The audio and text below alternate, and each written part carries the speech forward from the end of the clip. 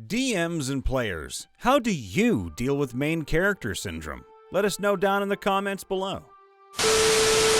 If you're the main character of your group, remember that the guy with the most assists is always the most valuable player on a team, not the guy with the most goals.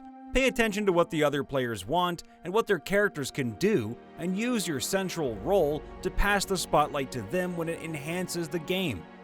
Oh man, this is gonna be tricky. Hey Jess, you're a former knight, right? Think you could get in touch with an ally still in the guard to get us access? I could bash this door down, but Ryan, do you have a spell that can get us in quieter? Stuff like that goes a long way to get other players to open up and contribute to the game. Talk to the GM. If the problem continues, leave. One of the worst but most common issues is the player who inserts themselves into everything over other characters. This often frustrates the GM as well. The only solution is intervention to make the player aware they're taking up too much space and need to stop.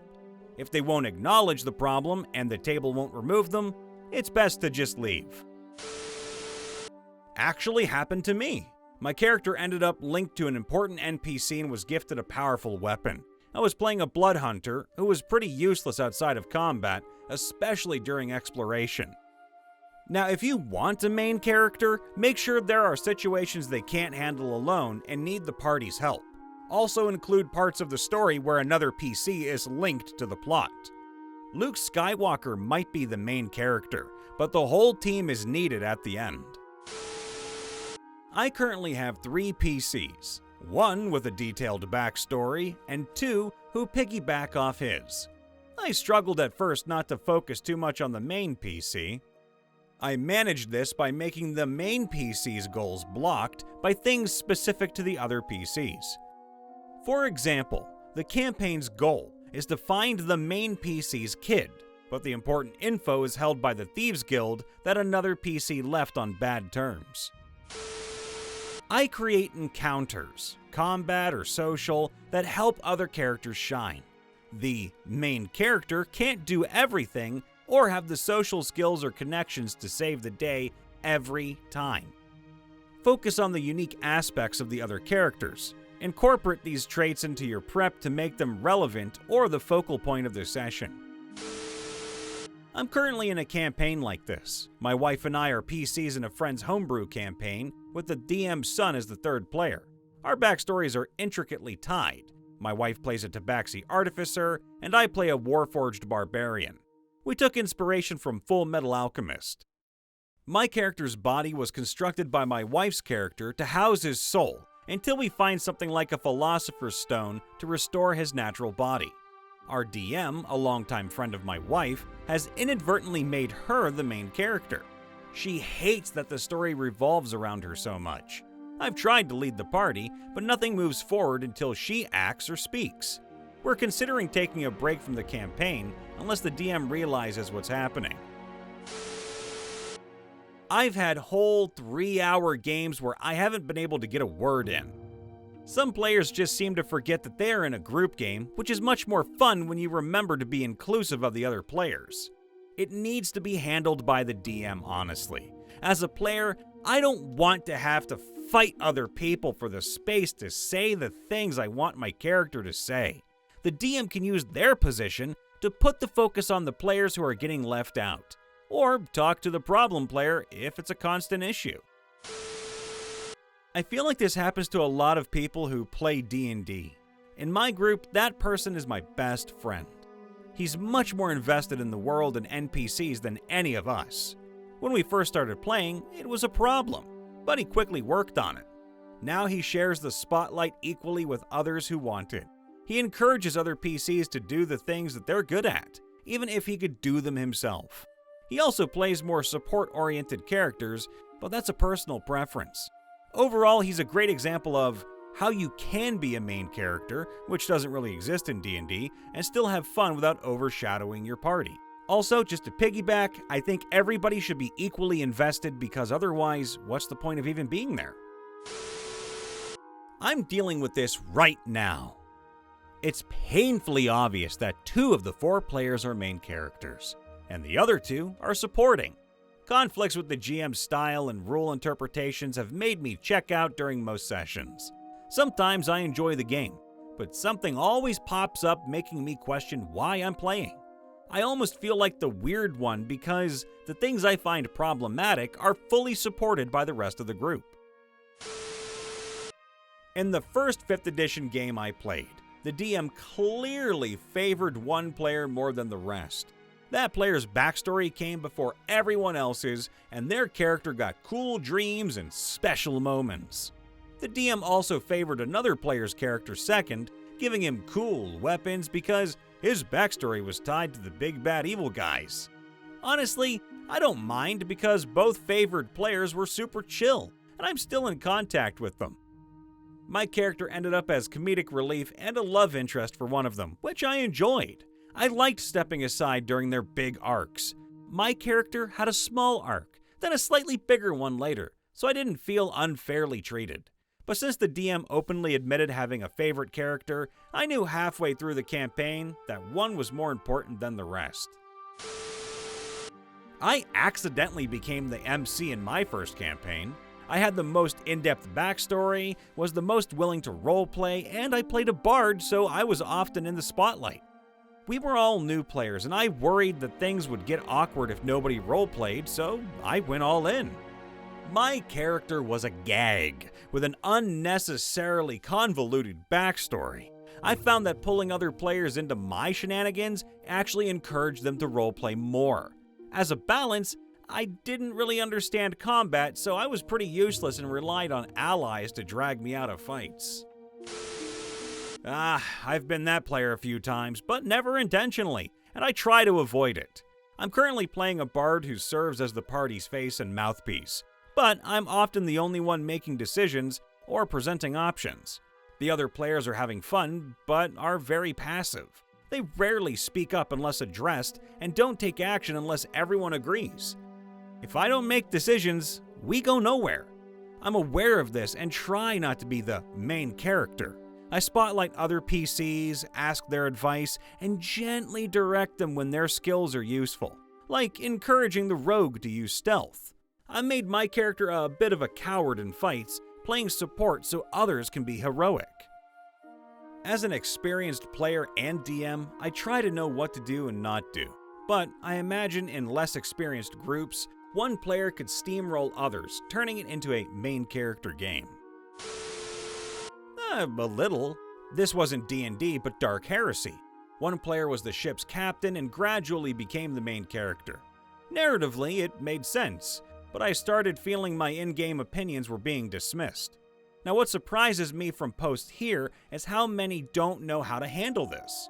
In my case, we were friends, so after a session I said, "Hey, I feel like my ideas are being dismissed. I get the story reason, but it's discouraging me from role-playing." We talked it through and resolved it. I understand it's not always obvious to you when you're hogging the spotlight, especially if the story is built around you. With a session 0 and good DMing, I treat game sessions like episodes of The Simpsons or Family Guy. Sometimes the episode focuses on the whole party. Other times it's a Meg episode, the Bard, or a Stewie Bryan episode like the Paladin and Druid. We now have a rule: no wild shaping into dinosaurs with the Paladin riding you into battle. Talking to your players and creating meaningful encounters that highlight one or a few characters isn't bad. It's a great way to break the pattern of that one player with main character syndrome. Yes, I try not to let it happen as a DM, but some players naturally interact with backgrounds and story more than others. Sometimes the face becomes the main character in the eyes of NPCs. In one high-level game, the bad guys mostly knew them as Conry and the Others. They knew roughly what the other PCs could do, but most didn't even know their names. It was just Conry and the giant guy and the cat that always follow him. If you have a natural leadership personality, you're going to be the main character whenever you play. Most of the time when I'm a player, that's me. Being the main character is cool, but I don't want to overshadow others. Here's what I do. I try something once, and if I fail, I pass the ball to another player. I break silence by asking, "Does anyone have any ideas?" If I know that a specific player's character is going to be the most effective in a given situation, I roleplay with them to encourage action. I like playing spellcasters, so I usually buff companions rather than just dealing damage, helping them shine. But at the end of the day, sometimes the other players are passive and just want to get to combat, so I embrace the MC role. I DM'd a short campaign for about 10 sessions. I wrote a long world document describing different regions my players could be from. 3 players mostly ignored it, but 1 built a character deeply linked to the world and the campaign setting. This, unintentionally, made that character the main character, with frequent moments where their backstory was important. To balance it, I gave the other characters things to do based on their personalities and behaviors, even if their backstories weren't directly useful. Talk to the players. I'm running a game where the main character focus tends to bounce between 3 of the 4 players. I tried a bunch of things to give the 4th player focused arcs, and nothing really landed. Turns out he's totally happy with the current dynamic, and trying to shove his character into the front wasn't actually helping. I give protagonism to other players too. It's as simple as that. I have a player carrying an artifact who leads the party and has special powers. He's currently the protagonist. Another player's city was destroyed by a villain seeking that artifact, so now the party is chasing the villain. I also have a sorcerer with the bloodline of a famous mage who may gain another bloodline later. He has a staff of wild magic and enjoys his shenanigans. Lastly, there's a ranger without a backstory who has a second character ready. If his character dies, I'll make the second one plot relevant. If he survives, I'll give him an artifact too. I think I was like this a bit in a campaign in high school, where we did an all-fighter 2nd edition game. I was probably more assertive than many of the other players. Apart from that, I was in one a few years later in college when the DM ran a Birthright campaign, and one of the PCs was the monarch in question. I don't know if there's any way to run that campaign setting that wasn't this way though. I played in a 4th edition campaign from level 1 to 30, and kinda ended up as the main character by accident. There were 2 contributing factors. The setting was inspired by Dark Sun, although the Sorcerer Kings were replaced with Dragon Kings. My character was a Sorcerer King, Dragon King, Pact Warlock, and so we ended up getting a lot of our quests from my patron, who was ruling the city that most of the campaign took place in. Except for my roommate, playing a cleric with the pacifist healer feat. The rest of the party rotated a lot as players left the campaign, and the DM recruited new ones. The other PCs ended up with minimal involvement in the story purely due to the fact that they couldn't stick around. I sort of had this foisted upon me by circumstance and the group vibe and the years-long game I've been in. The group is named after an alias of mine. My family members dying, being kidnapped has been central. I took inspiring leader and gave big speeches, etc. But like others have said, I make sure to sit back and shut up when others are doing their thing. I have also played with a lot of new players who outright asked for examples or help with role-playing. So I've played quite a few characters who are pretty extroverted and have a group guardian vibe, which actually worked well in the context of what we were doing. Hey everyone, Brian Von VA checking in after the vid. Make sure to leave a like, subscribe, ring that bell, and let us know down in the comments below, DMs and players, how do you deal with main character syndrome? And of course, if you want to help us out, be sure to join our membership program. You get early access to videos, and you keep the lights running for us. We love you all. Toodaloo for now.